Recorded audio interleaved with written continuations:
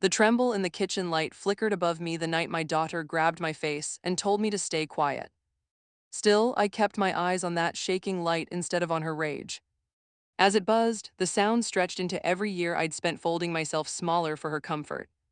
While it hummed, I finally understood it wasn't age that dimmed me. It was the home I built for someone who never saw me.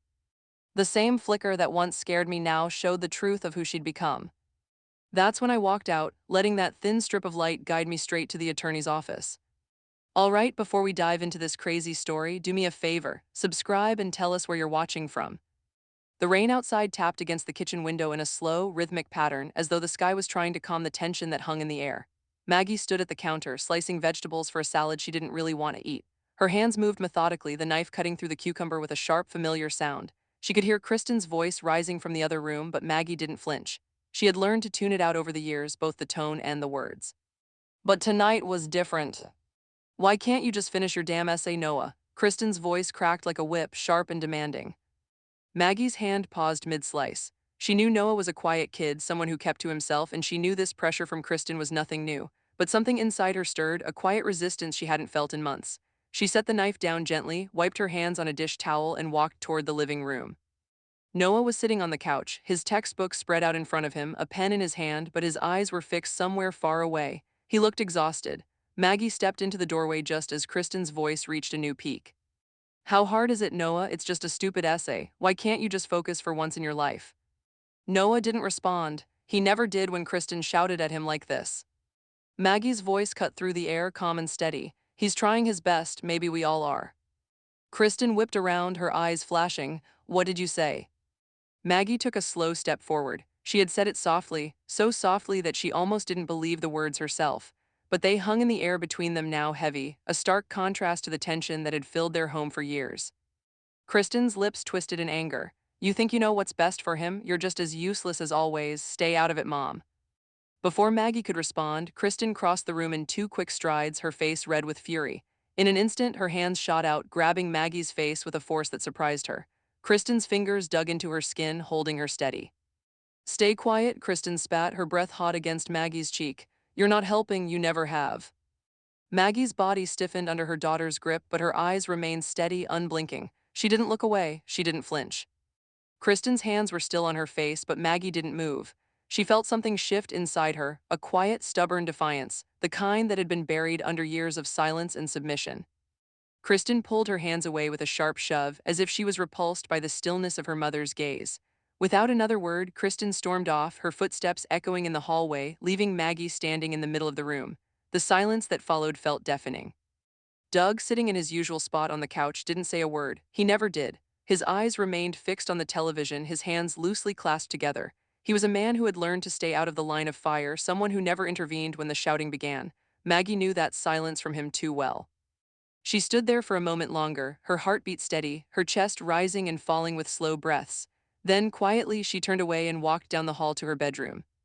The room felt cold and unfamiliar, even though it had once been a place of comfort. She stood at the foot of the bed for a moment, her fingers brushing against the edge of the duvet. She didn't know what to do next, but she did know one thing: she was done. Done with the yelling, done with the dismissals, done with the years of silence that had drowned her out. She opened the closet and pulled out a small overnight bag. No explanation, no goodbye, just the quiet shuffle of her feet as she gathered a few clothes, a toothbrush, and a bottle of water. Her hands moved quickly as if they had a mind of their own. With the bag packed, she stood in the doorway, looking around the room that had been her sanctuary, her prison for so long. For a moment, it almost felt like leaving was a betrayal. But then she thought of Noah, and she thought of how long it had been since she had felt anything but invisible in her own home. She took one last look at the empty hallway, her heart beating a little faster now, and then she slipped out the front door, as quietly as she had come in. The streetlights flickered outside, casting shadows over the wet pavement. She didn't know where she was going, she didn't know what would come next. But for the first time in a long while, she felt the weight of her own breath free almost. And that was enough for now. The warmth of Jean's home enveloped Maggie like a soft blanket, a stark contrast to the chill she'd left behind.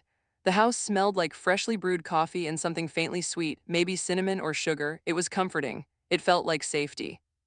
Maggie sank into the chair at Jean's kitchen table, her overnight bag still sitting at her feet.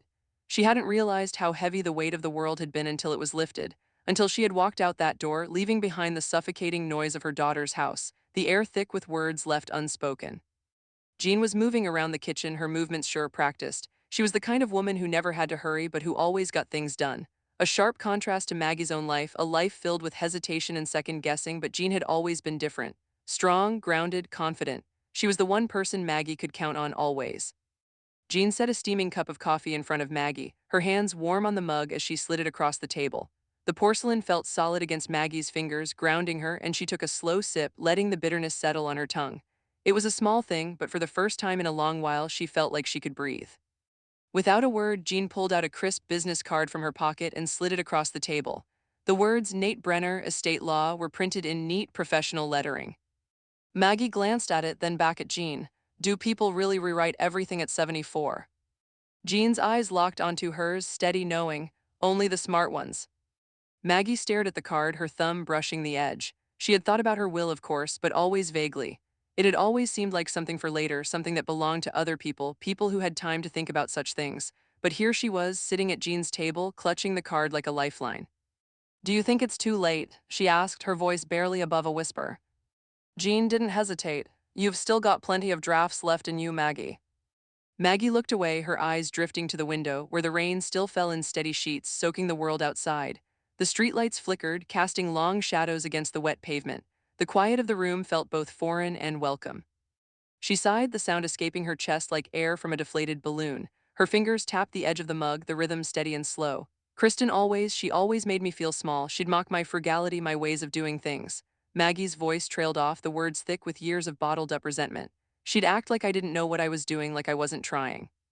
Jean's expression softened, her gaze never leaving Maggie. I know, hun, I've seen it for years. Maggie's hands trembled as she set the mug down, her fingers curling into fists on the table.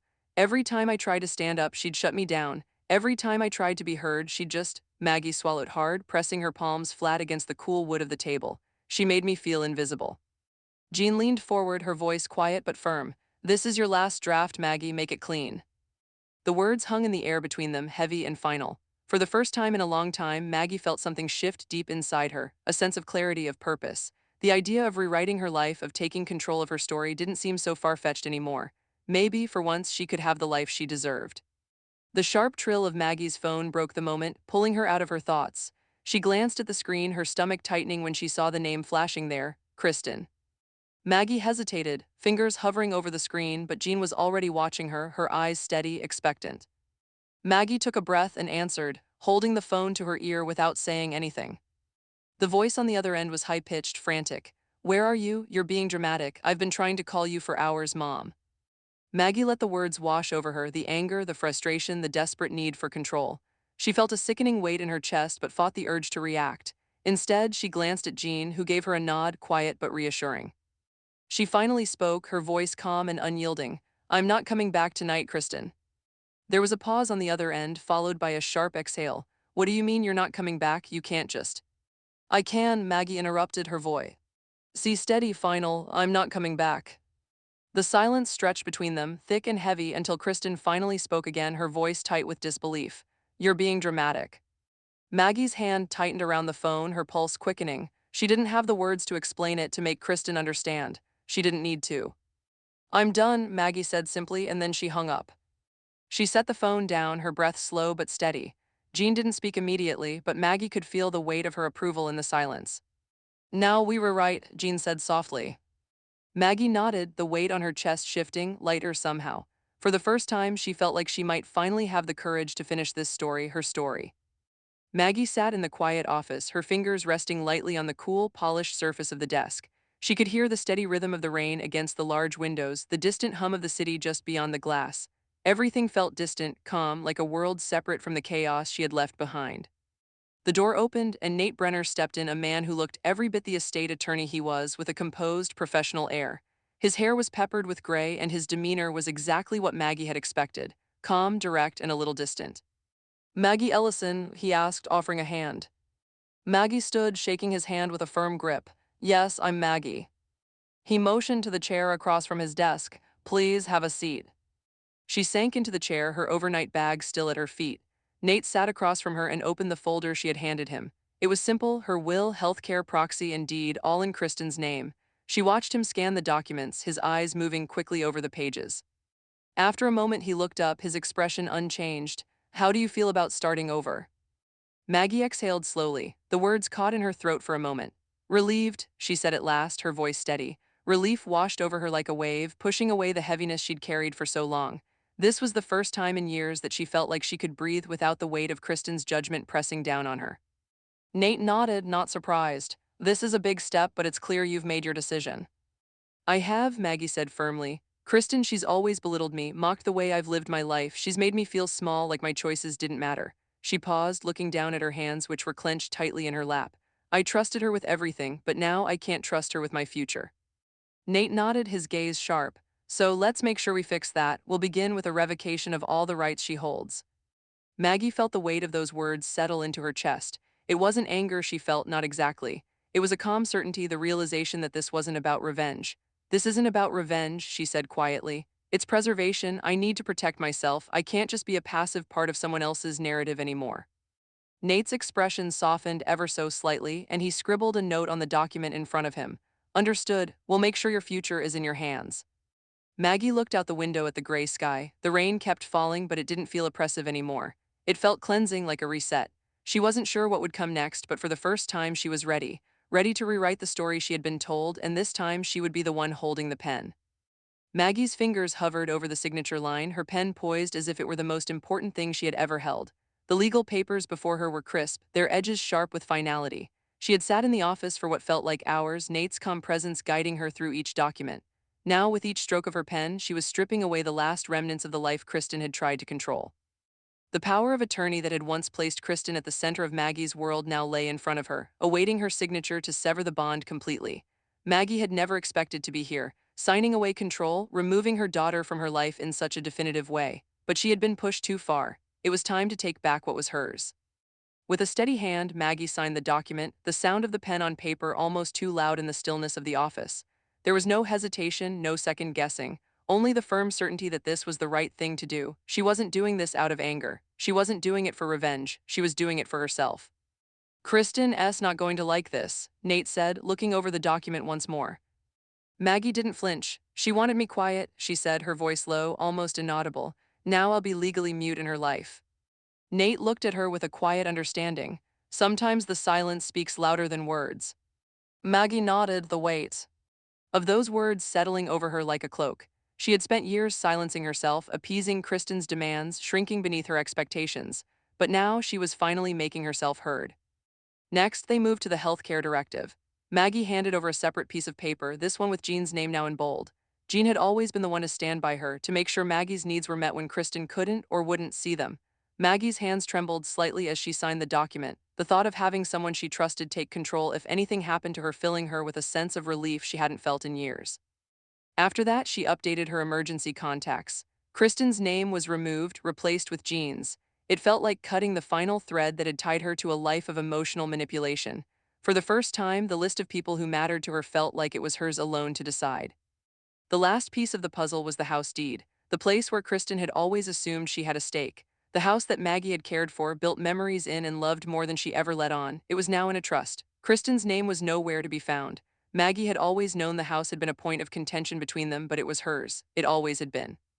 Maggie took a deep breath as she looked down at the final document, her eyes scanning the lines of text, as though she were absorbing the weight of each word. The deed, now safely locked away in the trust, no longer held the shadow of Kristen's expectations. The house was hers in every sense of the word. She put down her pen, finally done, and leaned back in the chair, feeling the knot of tension in her chest loosen. She was free. Free from the years of manipulation, free from the demands of a daughter who had never understood her. Her phone buzzed on the desk, the sound breaking the silence. Maggie glanced at the screen. Noah's name flashed up. She hesitated for a moment before answering. Are you okay? Noah's voice came through, strained and quiet. Mom's yelling again. Maggie's heart ached at the sound of his voice, the worry and sadness that always seemed to linger there. She could feel him, even through the phone, his quiet observance of the chaos that had always swirled around their family. I'm fine, Noah, she said softly, her voice steadier than she felt. I'm okay now. There was a long pause on the other end of the line. I don't know what to do, Grandma, he finally said. I can't take it. Maggie's chest tightened. She knew exactly what he meant. She had seen it in his eyes every time Kristen had lashed out. He was caught in the middle, a silent observer to his mother's anger and her grandmother's submission. but not anymore. I'm going to fix things, Noah. You don't have to carry this alone. Noah didn't respond right away, but Maggie could hear the relief in his voice when he spoke again. Okay, I want things to be different. Maggie smiled softly, the warmth spreading through her chest. They will be, I promise. She ended the call and looked back at the documents, her heart steady now. For the first time in years, Maggie felt the full weight of her choices. The road ahead wouldn't be easy. Kristen would fight her. But for once, Maggie was ready for the battle, and she wasn't going to back down. Maggie's hand hovered over the signature line, her pen poised with finality. The documents before her felt like the weight of the past, the weight of Kristen's control, all being rewritten with each stroke of ink. She could feel the quiet power in her chest as she leaned forward and signed the estate plan, one after another, as Jean watched quietly from across the table. It had been a slow unraveling, the realization that Kristen, her daughter, was no longer a person Maggie could trust with anything. Not her health, not her house, not her life's work. But here today, Maggie was finally in control. Kristen and Doug were erased from the documents, completely removed. Gone. Maggie's fingers trembled for just a second as she signed away the last remnants of their involvement in her future. She was no longer tied to them. The only name left in the documents that mattered was Noah's. Her grandson, the boy who had seen her for who she was, who had quietly loved her despite everything. It was his future Maggie was securing now. It wasn't revenge, it was preservation. The college fund she set up for him had an ironclad clause, no access for his parents. If there was one thing Maggie knew, it was that Noah's life, his future, needed to be untouched by Kristen's demands. The silence in the room was almost deafening as she placed the pen down, the finality of the act settling into her bones. Jean glanced at her, a small, approving nod. She's going to scream bloody murder when she finds out. Maggie's lips barely curled. Let her burn, she muttered, her voice low, almost to her. Self, she's never cared enough to hear me scream. Jean's expression softened with understanding, though a trace of concern lingered in her eyes. She knew how far Maggie had come to get here, how much it had cost her emotionally. She had watched it all unfold, quietly by Maggie's side, offering support when the silence became too loud. Maggie stood and walked to the window, her eyes tracing the water outside, the sky overcast, rain falling in sheets. It felt like a cleansing, a release. She had taken what was hers. The house, the wealth, the future she had built. It all belonged to her, and now it would belong to Noah. The doorbell rang suddenly, sharp against the stillness. Maggie's heart skipped. It wasn't supposed to be anyone. No one knew she was here with Jean, finalizing everything. Jean gave her a reassuring glance before walking toward the door, her movements deliberate, confident. Maggie's pulse quickened as she stood, rooted to the spot, her thoughts racing. She knew who it was. She didn't need to hear the voice, didn't need to see the face. She already knew the confrontation was coming. Kristen wouldn't just let it go. She'd fight. She always fought. The door creaked open. Kristen's voice, harsh and cold, sliced through the quiet. Where is she? She demanded, her tone like a whip, sharp and controlled. Jean stood in the doorway, her posture unwavering. She didn't step aside, she didn't move. Her eyes met Kristen's with a cold defiance. She doesn't take orders anymore, Jean said, her voice calm, but the finality in her words was unmistakable. Kristen's face twisted with disbelief, her jaw clenched in frustration. She looked at Jean like she didn't understand what had just been said. She stepped forward, pushing against Jean's calm presence, but the door remained shut. She's my mother, I'm not done with this, Kristen spat, her voice dripping with venom. Jean didn't flinch, didn't even blink. She's not here to listen anymore, and she's certainly not here to be told what to do. Kristen's eyes flickered with rage, but Jean stood there in immovable force. For a moment, neither woman spoke. Kristen's chest heaved with the tension of unsaid words, her hands balled into fists at her sides. But then, with a huff of frustration, Kristen stepped back, her eyes wide with anger and disbelief. You'll regret this, she muttered under her breath before spinning around and stalking off.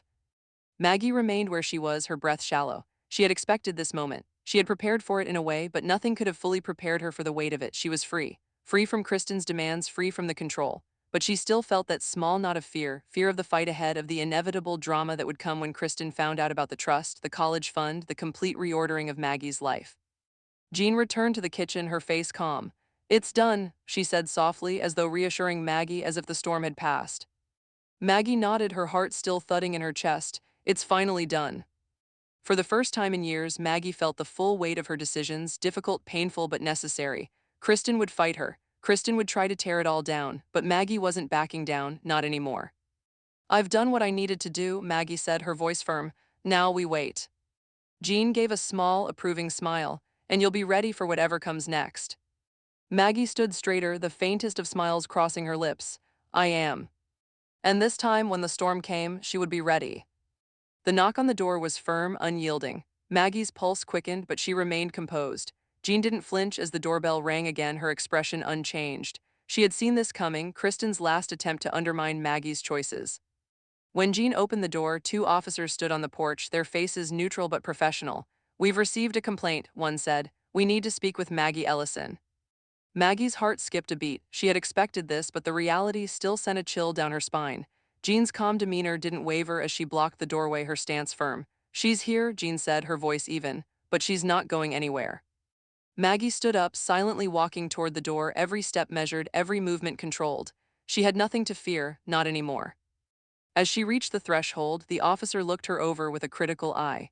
"We need to verify that you're in full capacity to make these decisions, Mrs. Ellison," he said, his voice carrying a hint of doubt. "It's come to our attention that there may be concerns about your mental state." Maggie's breath was steady. She had been preparing for this, gathering her medical records, her estate documents, everything she needed. She reached into her bag and pulled out a folder, handing it over without hesitation. The officers flipped through the papers, medical reports, notarized updates from Nate Brenner confirming her full mental capacity, the documents detailing her estate plan. There was nothing to challenge. The silence stretched as the officers read. Finally, the second officer nodded, albeit reluctantly. "Everything seems in order, ma'am," he said, his tone slightly embarrassed. Maggie gave a small nod, not missing a beat. "Of course." As they left, slightly humbled, Jean turned back to Maggie with a soft smile. "That's what real control looks like," she said. Maggie's lips didn't curl into a smile, but her eyes gleamed with quiet satisfaction. "Silence is not compliance," she said softly, her voice firm. "It's evidence." The door closed behind the officers, and for the first time in what felt like forever, Maggie felt an overwhelming sense of peace. She had done what she needed to do, and no one could take that from her. Maggie's thumb hovered over the voicemail icon, the screen lit up with Kristen's name. The sound of the message waiting felt louder than it should. Her finger barely brushed the screen before the first line of the message hit her ear, the frantic edge of Kristen's voice seeping through. Maggie didn't need to hear more. She had already known what it would say: anger, threats, demands, the familiar chaos. Her thumb slid across the screen with precision, deleting the voicemail without hesitation. No second thoughts, no wavering. Kristen's voice was gone, at least for now. The silence felt heavier now, more final. The space around her was still, the low hum of the city outside muffled by the glass windows. Maggie sat back in her chair, her hands folding neatly on the table. Her eyes went to the papers in front of her, the weight of everything she had just done settling in her bones. She had stripped it all away, Kristen's hold over her, Doug's quiet complicity, the life they had once all shared under the same roof. She stood and walked to the window. The rain had stopped, but the world still felt damp, darkened by the weight of it all. Everything she had built, the years of teaching, the quiet sacrifices, the life she had curated, had been for Noah. This new legacy, this trust she was finalizing, wasn't just about control. It was about peace, a peace she'd fought for and was now securing. She picked up the phone and dialed Nate's number. The call rang twice before he answered, his voice calm, reassuring, like it had been each time they'd spoken over the last few weeks. "Maggie," he greeted. "I'm ready," she said, her voice steady. "Let's finalize it." A few hours later, she sat across from Nate in his office, the documents spread out before them like the map to a new life. His eyes scanned the final papers, and then he looked up, meeting her gaze. "It's all set. Kristen and Doug cannot contest this. The trust is solid, and you've taken every necessary precaution. Legally, they have no standing." Maggie nodded, relief flooding through her. She hadn't been sure, not entirely, but now she knew. It was done, it was hers. Nate glanced at the final document, his pen hovering over the last sectee. Maggie's hand moved instinctively, lifting the pen from the desk. She added one final note, a handwritten line at the bottom of the page. "Removed for sustained emotional harm." Her pen hovered above the paper for a long moment. She wasn't sure what she expected from it. A sense of finality, justice, maybe. But when the ink dried, it was a simple statement, a reminder of how far she had come, of what she had endured. Nate's voice broke through her thoughts. "It's done," he said, his voice thick with approval. "Everything is in place." Maggie felt her chest tighten, the relief inching into something more. A quiet ache, a remembrance of all the years she had spent silencing herself, hiding away from the weight of it all. But now she could breathe. Her phone buzzed on the table, a text from Noah, "Thank you." She picked it up, a lump forming in her throat. She typed back quickly, her fingers moving before she could second guess it. "Don't thank me yet. Wait until you see what I built." As she pressed send, she allowed herself a brief, soft smile. For once, the weight on her shoulders felt lighter. What had once felt impossible, what had once felt like an insurmountable weight, was now her strength. The battle wasn't over, but the foundation had been laid. Jean's voice echoed in her mind. That's what real control looks like. Maggie glanced back at Nate, the weight of the silence not oppressive anymore but affirming. It wasn't about the things she had done to protect herself, it was the peace she had fought for, the future she had fought for. And as the storm of Kristen's words continued to fade away, Maggie stood stronger than she had ever been. She turned back to the window, her heart still thumping a little faster than usual. She was ready. Maggie's phone buzzed again, a notification on her social media. She didn't need to check the name to know what it was. Kristen. It had been less than 24 hours since Maggie had finalized everything, and now Kristen was taking her rage online. Maggie opened the post, her eyes scanning the words that dripped with venom. It wasn't a surprise. Kristen had taken to her followers, the ones who didn't know the real story, to spin her own narrative. The post was a pitiful attempt at portraying Maggie as a villain, a manipulator, someone who had disrespected the family and disowned her daughter. Maggie exhaled slowly, setting the phone down on the table. She had seen it coming. Her entire life with Kristen had been a series of these public attempts to smear her, to turn her into the villain. Maggie had been quiet, letting it all slide, thinking it was just a phase, a family problem. But now this post, this was something else. This was war. She picked up the phone again, a sharp decision running through her. Without thinking, she took a screenshot of Kristen's post. Her fingers moved quickly as she sent it to Nate, along with a brief message. "We need to talk." Nate's response came almost immediately. "I'll prepare the cease and desist. We'll hit her hard, let me know when you're ready." Maggie sat back in her chair, her gaze lingering on the phone. The words on the screen burned through her, but she didn't flinch. There was nothing left to lose. Kristen had made her choice and Maggie had made hers. But as she leaned back, her mind swirling, the weight of everything felt like it was finally starting to settle. She pulled out her journal and opened to a blank page. The pen felt heavier in her hand than it should have, but she didn't hesitate. She wrote quickly, the words flowing out as though they had always been there waiting. "When I stopped shrinking, the room changed shape." The simple line hit her hard, a wave of emotion rising in her chest. She had spent so long shrinking, apologizing for things she never should have apologized for, backing down when all she wanted was to stand up. And now, for the first time in her life, the room had changed. Her life had changed, and she wasn't going back. A knock at the door startled her from her thoughts, and she set the journal down carefully. It was Jean, her face expectant but warm. "I've got an invitation for you," she said, handing Maggie a small envelope. Maggie took it, her fingers brushing the paper. She didn't open it right away. "What's this?" Jean gave a knowing smile. "It's from the elder advocacy group I've been working with. They're hosting a panel next month and they want you to speak." Maggie's heart skipped, the thought of being in the spotlight still unfamiliar, still foreign. "What would I say?" she asked, her voice tinged with uncertainty. "You've got a story to tell," Jean said, her voice steady. "A powerful one, people need to hear it." Maggie hesitated, looking at the envelope, the weight of the decision heavier than it should have been. She had spent her life in the background, watching others take center stage. But now, after everything she had fought for, maybe it was time to speak up. Maybe her story was worth sharing. "I'll think about it," Maggie said finally, still unsure but willing to entertain the thought. As she stood at the window later that evening, her phone buzzed again, pulling her out of her thoughts. She glanced down at the screen, and there it was, Kristen's text, sharp and accusing. "You're making this public." Maggie let out a slow breath, staring at the words. It was no surprise that Kristen's anger had shifted to this. But for the first time, Maggie felt no guilt. The fight was already won. Kristen's words didn't have the same power they once did. Maggie's fingers hovered over the screen for a long moment. She didn't respond immediately. Instead, she typed something simple, something final. "Yes, I am." She hit send. And for the first time, there was peace in her silence. The room was quiet, save for the rustling of papers and the soft murmur of the crowd as Maggie stepped onto the stage. She could feel the weight of their gazes on her, but she didn't shrink. Not this time, not anymore. Her hand gripped the microphone. The spotlight was harsh, the room buzzing with anticipation, but Maggie remained still.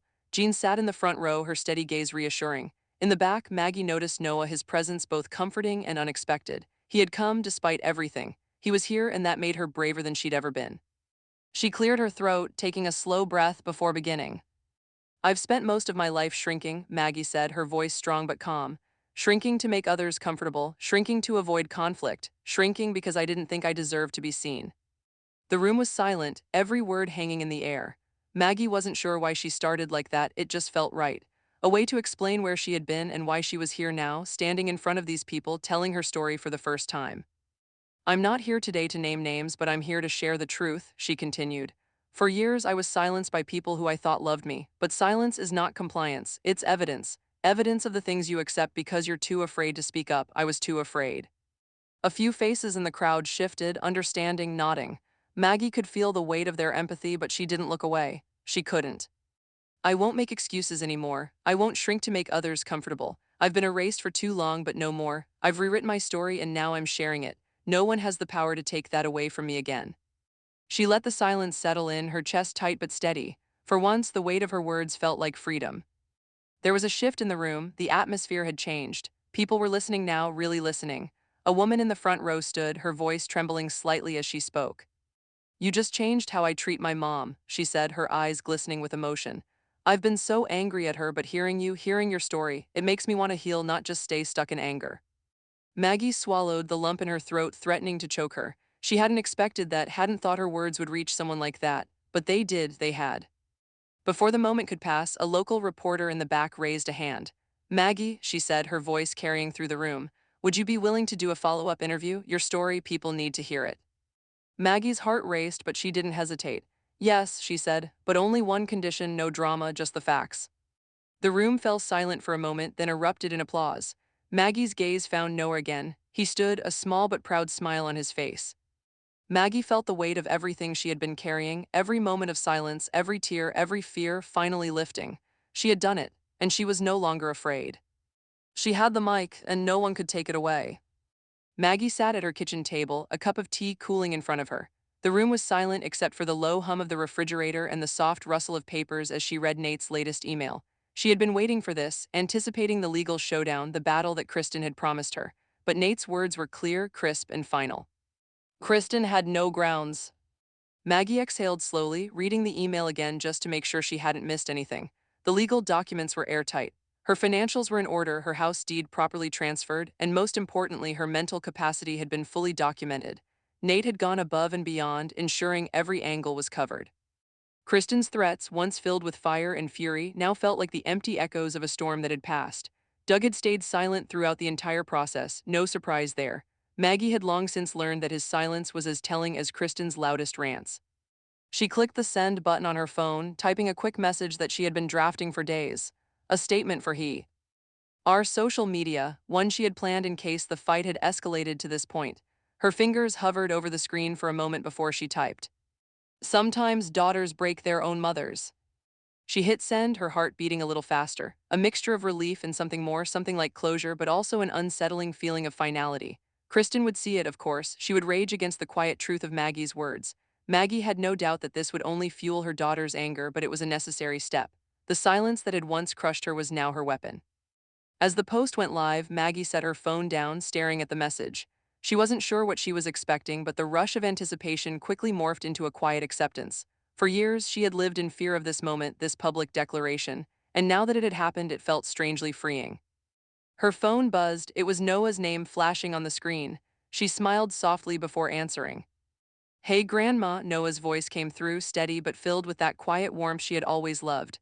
I saw your post. You said more in one post than she's said in years. Maggie's chest tightened at the words. They weren't just a compliment. They were an acknowledgement of everything she had been through and of everything she had finally started to say. I didn't scream, Maggie said, her voice firm, the words feeling like a quiet victory. I signed. Noah was silent for a moment. She could almost hear the wheels turning in his mind, processing the weight of her words. Then he spoke again, his voice steady with a hint of pride. You didn't just sign, you took control. Maggie's smile widened, the corners of her lips softening. I suppose I did. Noah's voice was warm, but there was a quiet tension behind his words. I don't think she's going to stop, though. She's still going to try. Maggie paused, her gaze shifting to the window, watching the last rays of sunlight filter through the trees in the yard. It was a peaceful image, and yet something inside her stirred.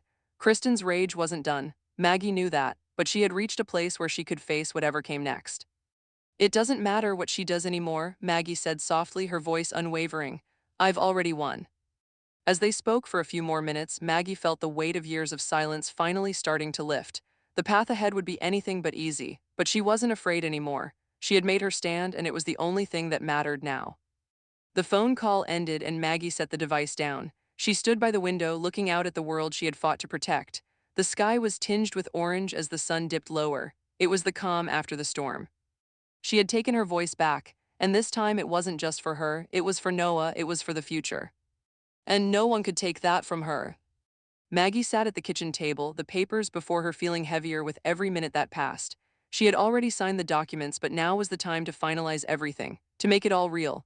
The legacy binder, a thick stack of legal papers, was spread across the table, her final decisions, her rights, her future, and Noah's. The ink was dry, but her hands still trembled slightly as she reviewed each page, double-checking every detail, every clause.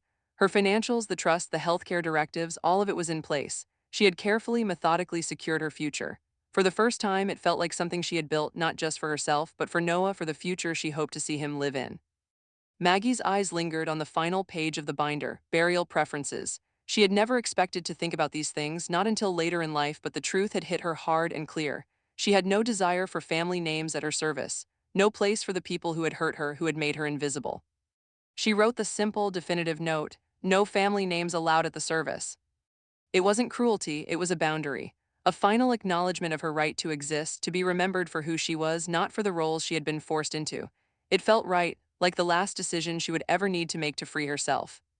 Next, she turned her attention to the fund she had set up for Noah, a fund that would go toward his future nonprofit, The Quiet Ones Matter. The name had come to her in a quiet moment, when she realized that Noah, despite everything, had always been the quiet strength she needed, and it was time to give that strength a platform. His nonprofit would be dedicated to those who, like him, had often been overlooked, ignored, and silenced. She smiled as she wrote the name on the document, her pen gliding over the paper. The Quiet Ones Matter, a place for the forgotten to be seen, a future for Noah built on his kindness and his quiet resolve. As she set the pen down, Maggie leaned back in her chair, the room still and peaceful around her. She felt a deep sense of calm. She had done it, everything was in place. Her phone buzzed, startling her from her thoughts. She picked it up, seeing Doug's name flash on the screen. For a brief moment, she considered ignoring it, but then she pressed the button and listened as his voice came through, distant and apologetic. Maggie, I know it's late, but I wanted to say I'm sorry for everything. Maggie held the phone a little tighter. He had said nothing when it mattered, and now here he was, offering empty words after the fact. She let his apology sit in the air, but the words she spoke were simple, clear. You stood in the room, you said nothing, that was loud enough. She hung up before he could respond, the finality of the action settling into her bones. There was nothing left to say. Doug had made his choice long ago, and Maggie had made hers. The doorbell rang shortly after, and Maggie was surprised to see Jean standing at the doorstep, her face warm with a gentle smile. You're not alone today, Jean said, stepping inside with a purposeful look in her eyes. Let's go to lunch, you've earned it. Maggie smiled softly, the tension in her shoulders slowly releasing. I could use a break. As they walked to the car, Jean's eyes sparkled with pride. You did it, Maggie, you freed yourself, it's all done. Maggie nodded, her heart full of quiet pride. I didn't just free myself, I gave Noah a future. Jean nodded, her eyes softening with understanding. You've given him more than that. You've given him the courage to live his truth just like you've done. As the car pulled away, Maggie looked out the window, her hand resting on the seat. The past was behind her now. The future stretched ahead, uncertain but in her control. For the first time in years, she felt like she had written her own story, and no one could take that from her. Maggie sat at her kitchen table, the letter from Noah lying in front of her, its simple words weighing more than anything else she had read in years. His handwriting was neat, careful, but it was the message that hit her like a flood. You were the only one who saw me. Her chest tightened as she read the words again. It wasn't the first time Noah had acknowledged what she had done for him, but somehow this time it felt different. It felt final, like the bridge she had built between them, the bridge that had once felt so fragile was now solid, unshakable. She folded the letter carefully, setting it aside for later. Her hands lingered on it for a moment, feeling the weight of it, the unspoken promise between them. She hadn't just changed his life, he had changed hers too, and now they were building something together. Maggie's thoughts were interrupted by a knock at the door. She stood and opened it to find Noah standing there, a small duffel bag slung over his shoulder. He was looking at her with that quiet intensity she had always admired, calm but full of unspoken understanding. I was thinking, he said, his voice hesitant but with a sense of resolve. Would it be okay if I stayed for the summer? I know I've already asked, but… Maggie smiled, the warmth filling her chest. You don't have to ask, she said, stepping aside to let him in. You're always welcome here. Noah walked past her, his presence settling into the house in a way that felt natural, right. It was as though they had always shared this space. They didn't need to say much, but as the days passed, they found their rhythm. They made weekly meals together, simple things like pasta and salads, but there was something grounding in it. It wasn't just the food, it was the shared time, the unspoken understanding that had formed between them. Maggie made a point of teaching him little things, lessons from her years of experience that she had never had the chance to pass down. She sat with him at the kitchen table, showing him the basics of financial literacy, the importance of savings, budgeting, and understanding his worth. It was just like teaching her students all those years, but this time it felt personal. This time it felt like legacy. Noah listened intently, his brow furrowed with concentration, but there was a quiet pride in his eyes. I never really got this stuff before, he admitted one evening, his voice thoughtful. Mom never talked to me about it, but you, he paused, shaking his head slightly. You make it make sense. Maggie chuckled, brushing a stray strand of hair from her face. I guess I always figured people should know how to take care of themselves. This is just the beginning for you, Noah. You're not just learning how to manage money, you're learning how to manage your life. As the weeks passed, their routines grew deeper. They started the mornings with coffee and simple talks, and the evenings were filled with laughter, cooking, and shared quiet. The house no longer felt like a space to hide in, it felt like a home. A home that Maggie had spent years longing for, but had only now started to truly create. Jean visited often, bringing with her that same quiet approval. One afternoon, as they sat outside with cups of tea, Jean looked at Noah, then at Maggie, her smile soft but knowing. He's yours now, Jean said, her words simple but carrying an undeniable weight. Not by blood, by choice. Maggie looked at Noah, who was sitting across from them, his head slightly tilted as he listened to the conversation. Her heart swelled with something she had never expected. She had been so afraid of being alone, so consumed by the belief that family was something forced upon her, something she had to endure. But now, sitting here with Noah, she realized that family was something she could choose. It wasn't defined by blood. It was defined by trust, by love, by the small moments that built something far stronger than anything genetic could create. As the weeks stretched into months, Maggie noticed something that she hadn't expected, a silence from Kristen. No calls, no messages, no threats, just a void where there had once been noise. Maggie didn't know if Kristen had accepted defeat or simply retreated to lick her wounds. Either way, Maggie didn't care. One afternoon, as Noah was organizing a stack of papers, Maggie's phone buzzed with a text from Kristen. She hesitated for a moment before checking it. It was simple: you think you've won, but you haven't, I'll be back. Maggie stared at the message for a long time, her finger hovering over the screen. She could feel the old anger and resentment bubbling up, but instead of responding, she deleted the message. The silence that followed felt like peace. Turning to Noah, she smiled. We've already won, she said quietly, her voice full of certainty. This is our life now. And it was theirs together. No one could take that from them. Maggie stared at her phone, Kristen's name flashing on the screen. The voicemail message was brief, but the venom in Kristen's voice was unmistakable. You've embarrassed us. Maggie let the words wash over her, but instead of responding with anger or regret, she laughed, a quiet, almost surreal laugh. For the first time in months, she felt no sting, no weight. Her life was no longer defined by Kristen's rage. She pressed the button to delete the voicemail. I'm everything without you, Maggie whispered to herself, her voice steady, full of a power she hadn't known she possessed. The silence after the call. LL was deafening, but it wasn't a silence of dread. It was peace. Maggie had severed the last ties, the final threads connecting her to the past, and now she was truly free.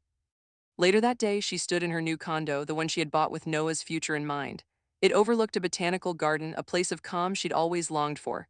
The deed was in her hands, with both her name and Noah's on it, securing a new chapter. It was the first time she truly felt like this was her life, no one else's but her own. Noah walked in, his eyes lighting up when he saw the place. This is it? He asked, almost in disbelief. It's perfect. Maggie smiled. It's ours, she said. The weight of the years lifted off her shoulders as she looked at him. She had done this for him, for both of them. Jean arrived soon after, bringing with her a bottle of wine. She poured 2 glasses, handing one to Maggie. To new beginnings, Jean toasted. To peace, Maggie replied, her voice steady. Jean's eyes softened. You've redefined what a mother can be, Maggie. I'm proud of you. Maggie's gaze turned toward the window, the soft green of the garden filling her vision. I didn't need to be the mother Kristen wanted, she said. I needed to be the one Noah deserved. Jean nodded, her eyes warm. And you've done it. As Maggie looked around the condo, she realized that this was it. The future she had built, the life she had claimed for herself, was hers, and no one could take that away from her. The sky outside the window had darkened, the colors of twilight sinking into shades of blue and gray. Maggie stood at the kitchen counter, stirring a pot of soup, the steady rhythm of her movements almost meditative. The air was filled with the scent of garlic and thyme, the kind of comforting smell that spoke of home, of safety. But then the sound of a car engine breaking the evening stillness made her pause. It was a familiar sound, one she had long since learned to recognize. Kristen was here. Maggie's gaze shifted toward the window, where the car's headlights swept across the yard, illuminating the soft curve of the driveway. She didn't flinch, she didn't move. She simply stood there, watching the lights flicker and fade as the car came to a slow stop. Noah, who had been sitting at the table, looked up. He didn't ask questions, didn't need to. They both knew what this moment was. Maggie turned away from the window, setting the spoon down and walking quietly into the living room. She didn't rush. There was no need to, she had made her peace. As the doorbell rang, Maggie took a deep breath, her shoulders square, her spine straight. She felt no anger, no fear, just an overwhelming calm. The doorbell rang again and then a knock, loud and insistent. Kristen's voice came next, sharp and pleading, muffled through the thick wood of the door. Maggie, just open the door, talk to me. Maggie stood still, her hand resting lightly on the doorframe. She could hear Kristen's desperation on the other side, the rawness of it, the way she was still trying to impose herself, trying to make Maggie feel guilty for the decision she had made. The old Maggie might have given in, might have opened the door and let the storm back in, but not this Maggie. She looked over her shoulder at Noah, who had moved to stand by her side. His gaze was steady, watching, waiting. There was no fear in him either. His presence was quiet, but it was enough. Just leave it, Maggie said softly. She turned back to the door, her fingers brushing the handle, but she didn't open it. Instead, she turned off the porch light. The darkness outside was complete now, the space between them sealed. Kristen's voice grew softer, less insistent. Maggie, please just talk to me. But Maggie remained silent. She didn't respond. Noah, standing beside her, didn't look at her, but his voice broke the stillness. That wasn't cold, Grandma, he said, his words measured but filled with a quiet understanding. That was final. Maggie nodded slowly, her hand falling to her side. The tension that had been coiled tight in her chest for years seemed to release all at once. She wasn't angry, she wasn't sad, she just felt free. The sound of Kristen's footsteps receded, the car's engine roaring to life once more, and the lights vanished as the car pulled away down the street.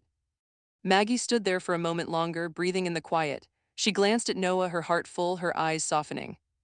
Dinner's ready, she said, her voice calm, her gaze holding his. Let's eat.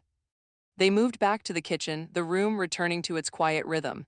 Noah set the table, his movements sure, and Maggie added the final touches to the soup, stirring with purpose. As they sat down to eat, Maggie opened her journal. The pages were empty except for one line written weeks ago, a line she had written for herself but also for Noah, for the future they were building. This is peace. She smiled to herself as she closed the journal, the weight of everything settling into place. Kristen's presence was no longer a shadow hanging over her. The future was theirs now, untouched by the past. For the first time in years, Maggie felt at peace. And no one could take that from her. Maggie sat at the kitchen table, her book lying open before her. The Silence We Break, a story of freedom and legacy, had found its place in advocacy circles, becoming a quiet bestseller. It was never about fame, but seeing her story, their story, reach those who needed it most had made every sacrifice worth it. She had given her truth, and now it was out there for the world to see. Noah stepped into the room, his eyes bright with pride.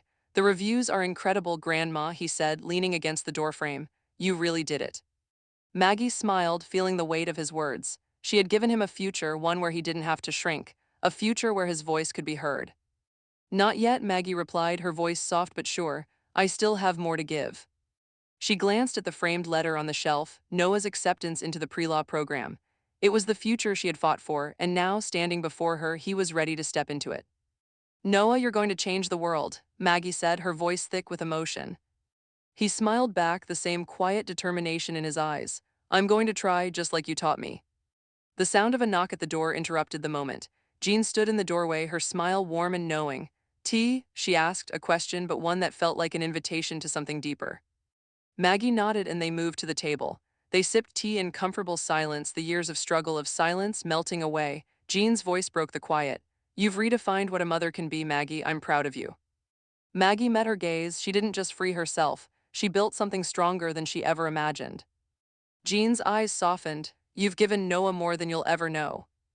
Maggie took a deep breath. The truth was clear now. She had thought she raised a daughter, but she had built something far stronger, a legacy for Noah, for the future, for anyone who had ever been silenced.